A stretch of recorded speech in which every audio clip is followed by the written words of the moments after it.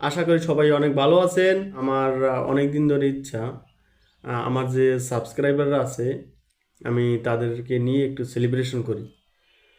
যদিও আমার বেশি সাবস্ক্রাইবার নাই, একবার সীমিত সাবস্ক্রাইবার। তো আমি আজ থেকে আরও 4 দিন পরে আগামী 5 তারিখ আমি একটা সেলিব্রেশন করব।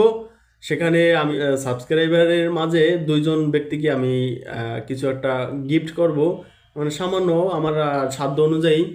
তো আর এই 5 দিনে বা এই 4 দিনে আরও যে যদি নতুন সাবস্ক্রাইব হয় আমি তাদেরকে নিয়ে সেলিব্রেশন করব।